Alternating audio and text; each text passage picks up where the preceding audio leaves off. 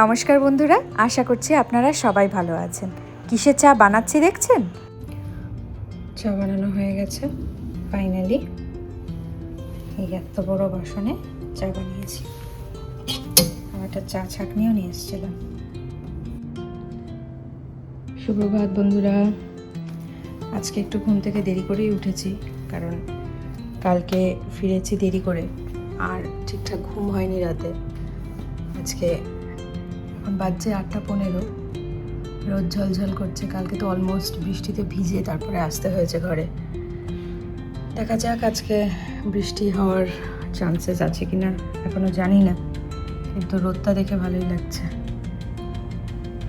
চলুন তাহলে একটু বসে চাটা খেয়ে নিই, তারপর বেরোনো যাবে। হালকা করে একটু ব্রেকফাস্ট করে বেরিয়ে পড়লাম। যাচ্ছি কোথায়? মালাকা বলে একটা জায়গা আছে, এখানে ভীষণ সুন্দর একটা জায়গা। এখানকার ওয়ার্ল্ড হেরিটেজে সেটা আবার নথিভুক্তও করা রয়েছে। তাই গাড়িতে উঠে এখন যাচ্ছি একটা ডিপার্টমেন্টাল স্টোরে। প্রথম দিন এসেছিলাম এখানে, মনে আছে তো? টুকটাক একটু স্ন্যাক্স, একটু জল নিয়ে তারপরে গাড়িতে উঠে যাবো ফাইনালি। আপনাদের কি আমার মতো এরকম হয় যে যখনই এরকম ডিপার্টমেন্টাল স্টোরে আসি, একটা জিনিস নিতে গিয়ে আরও 10টা জিনিস ঘুরে ঘুরে দেখতে এত ভালো লাগে যে কি বলবো। নেওয়ার ছিল টুকটাক একটু স্ন্যাক্স, আমি মোটামুটি পুরো মার্কেটটাই দুবার ঘুরে নিলাম। সত্যি যাই হোক, ফাইনালি টেনে হেঁচড়ে নিজেকে বার করতেই হবে। বার করে ফেলেছি নিজেকে, এখন উঠে পড়েছি গাড়িতে। চলুন তাহলে যাওয়া যাক মালাকা। এই যে সামনে যেই মলটা দেখছেন, এটা এখানকার ভীষণ পশ একটা মল। এমন কোনো এক্সপেন্সিভ ব্র্যান্ড নেই যেটা এখানে পাওয়া যাবে না, সব পাবেন আপনি, সব।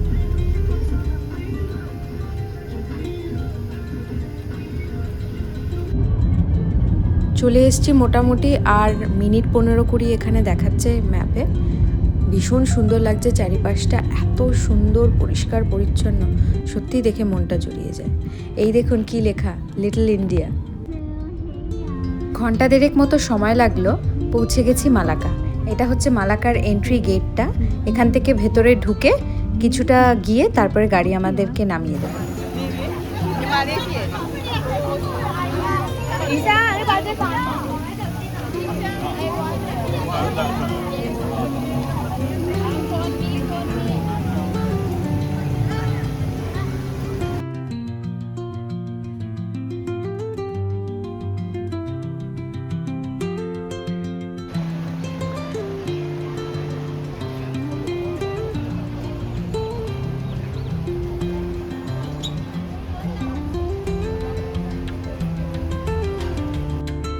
দেড় দু ঘন্টা গাড়িতে বসে মাথাটা বেশ ধরে গেছিল, তাই লেকের ধারে ঠান্ডা ঠান্ডা হাওয়া খেতে খেতে এক কাপ গরম কফি খেতে দারুণ লাগলো।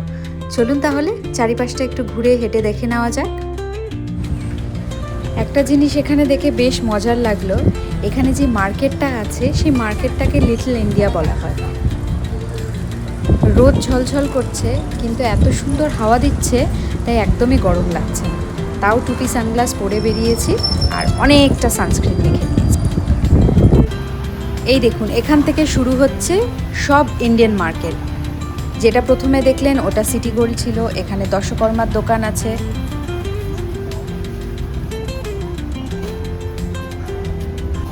এই পাশে আছে একটু খাবার দোকান, সিঙ্গারা আছে, চপ আছে, নানান রকমের ইন্ডিয়ান মেনু রয়েছে এখানে। আর এই দিকে দেখুন সুন্দর শাড়ি, কি দারুণ না? পায়ে হেঁটে ঘুরে ঘুরে সত্যি টায়ার্ড হয়ে গেছি, আর কখন যে 2 ঘন্টা কেটে গেল বুঝতেই পারলাম না। তাই আবার এই লেকের ধারে বসলাম।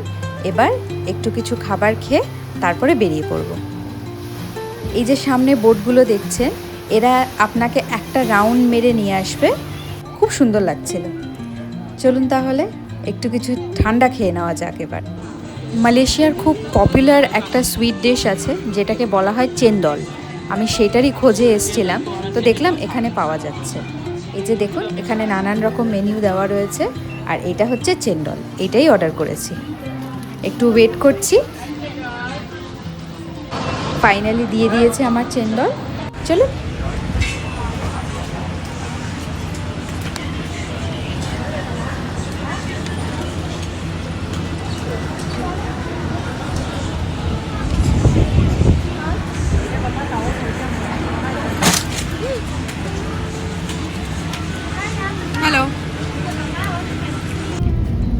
গাড়িতে উঠে পড়েছি, ভীষণ ভালো ঘুরলাম, বৃষ্টিও নেমে পড়েছে।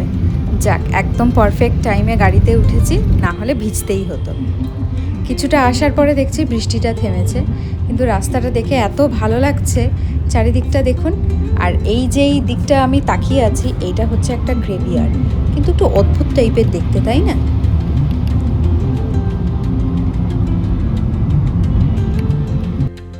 হোটেলে পৌঁছে গেছি, 1 কাপ গরম চা নিয়ে একটুখানি এখানটায় বসলাম।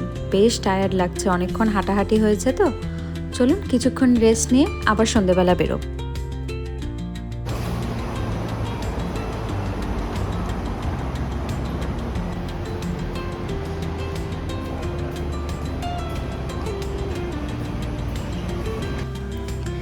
এতটা খিদে পেয়ে গেছে, তাই বেরিয়ে আগে এসছি খাবার খেতে।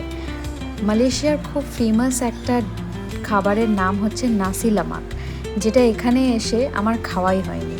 চলুন তাহলে ওইটা খোঁজেই আমি যাচ্ছি। পৌঁছে গেছি, এই যে এটা হলো নাসি লামাক, খুব ফেমাস একটা ডিশ এখানকার। অর্ডার করে দিয়েছি।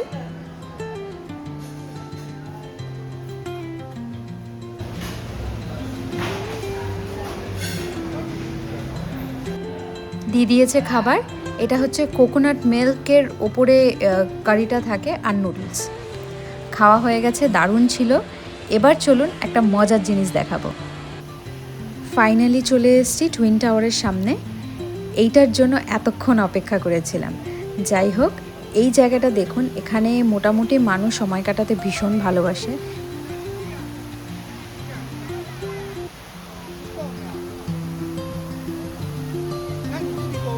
চারিপাশটা দেখছেন, মানুষের কত ভিড়।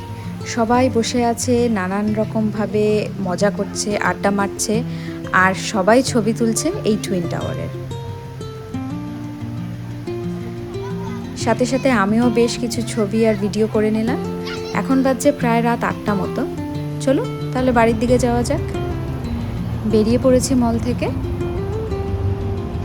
চারিপাশটা কত সুন্দর লাইট দিয়ে সাজানো, দেখুন। এটা বিল্ডিংয়ের বাইরেটা।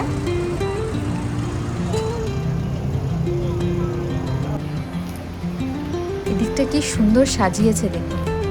টুকটাক কিছু জিনিস নেওয়ার ছিল, নিয়ে এখন বাড়ির ফেরা। এত সুন্দর লাগলো দেখতে, ট্যাক্সিতে বসেও যেন চোখ ফেরাতে পারছি না, ঘাড় ঘুরিয়ে ঘুরিয়ে দেখেই চলেছি। জানি না এরপরে আবার কবে দেখা হবে, তাই লাস্ট বারের মতো আবার একটু ক্যামেরাবন্দি করে নিলাম। গুড মর্নিং বন্ধুরা। আমি যেই হোটেলে আছি সেটা সুইমিং পুলটা দেখা হয়নি, তাই সকাল সকাল চলে এসেছি পুলের এখানে। একদম ফাঁকাই আছে, দেখতেই পাচ্ছেন। আর এটা একদম টপ ফ্লোরে। এখন যাচ্ছি নিচে খাবার খেতে।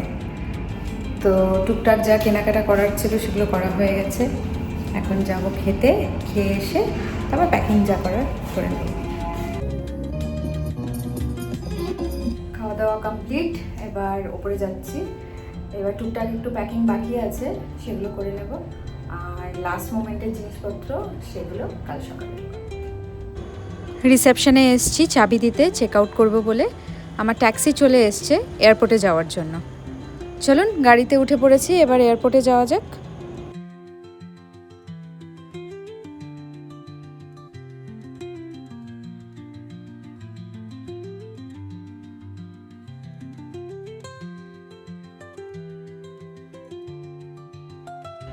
আমি চেক আউট করার আগে হোটেল থেকে একটা ভালো ইনফরমেশন পেলাম, ভাবলাম আপনাদের সঙ্গেও সেটা শেয়ার করে রাখি। সেটা হলো, এখানে যে মেট্রো স্টেশনটা আছে সেখানে আমি ট্রেন ধরে ডিরেক্ট এয়ারপোর্ট যেতে পারবো। লাগেজ ওখানেই ড্রপ করে দেব। পৌঁছে গেছি আমি এখানকার মেট্রো স্টেশনে। এই ভেতরটা দেখুন কি বিশাল বড়, আর সেরকম ভিড়ও নেই। এখানে আমি লাগেজটা আমার ড্রপ করে দিলে আমাকে এয়ারপোর্টে আর ক্যারি করতে হবে না, ডিরেক্ট এখান থেকেই চলে যাবে এয়ারপোর্টে লাগেজের ওখানে। চলুন তাহলে, স্টেশনের দিকে ঢুকে গেছি, লাগেজ ড্রপ করা হয়ে গেছে, এবার মেট্রো ধরতে হবে।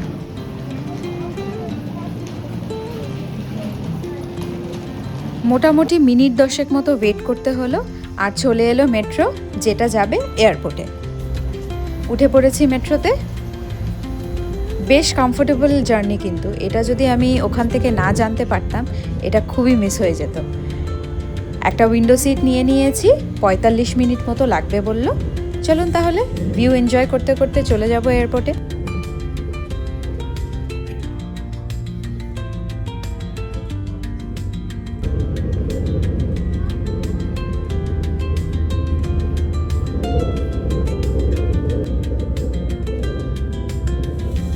এই মেট্রোর জার্নিটা কিন্তু বেশ কমফোর্টেবল ছিল।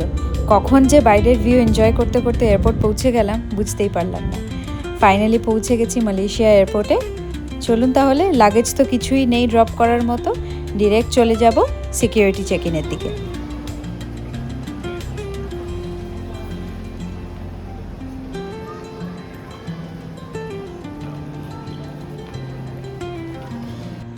সিকিউরিটি চেক হয়ে গেছে, এসছি আমি লাউঞ্জে। লাউঞ্জটা আপনাদেরকে একবার ঘুরে দেখায়, এত সুন্দর। চলুন, এখান থেকে শুরু হচ্ছে।